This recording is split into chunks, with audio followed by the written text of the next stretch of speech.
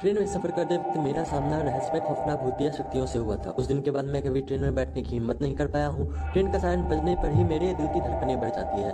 मेरे साथ वह दर्दनाक घटना तब घटित हुई जब मैं अपने दोस्त बकुल और प्रदीप के साथ शिमला घूमने जा रहा था। हमने अचानक घूमने का प्लान बना डाला। तत्काल में ट्रेन टिकट बुक किया और फटाफट रेलवे स्टेशन पहुंचे।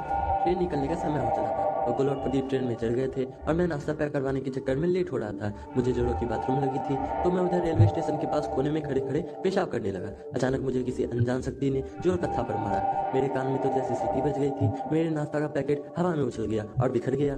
आसपास देखा तो कोई नहीं था, पर मैं जिस पत्थर पर पेशाब कर रहा था उस पत्थर से अब धुआं निकल रहा था। यह देखकर तो मेरे रोंगटे खड़े हो गए। मैं फौरन ट्रेन की ओर भागा और चलती ट्रेन पर बड़ी मुश्किल से चढ़ा।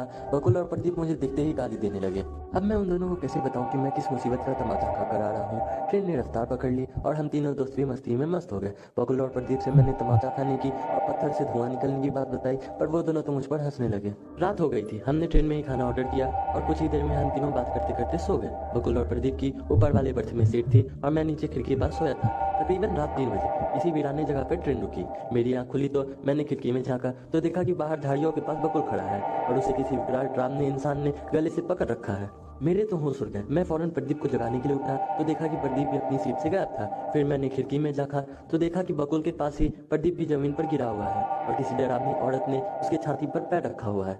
मैं अपने दोस्तों की मदद करने के लिए फौरन भागता हुआ ट्रेन के नीचे उतरा और तभी अचानक देखा कि बकुल और प्रदीप गायब हो गए और वह दोनों विकराल व्यक्ति भागकर मेरे पास आ गए। अब उस चुड़ैल जैसी औरत और उस डरावने विकराल आदमी ने मुझे पकड़ रखा था। डर का आलम यह था कि मेरी हलक सूख चुकी थी और मेरे मुंह से आवाज तक नहीं निकल रही थी। वह चुड़ैल जैसी औरत बोली कि हम दोनों रेलवे स्टेशन से ही तेरा पीछा कर रहे हैं। हमारे रहने की जगह पे तूने गंदगी की है और अब तुझे हम साथ लेकर जाएंगे और तेरे खून से ही वह जगह साफ करेंगे। इतना बोलकर वह दोनों मुझे झाड़ियों में खींचने लगे और मैं तो अधमरा हो गया था।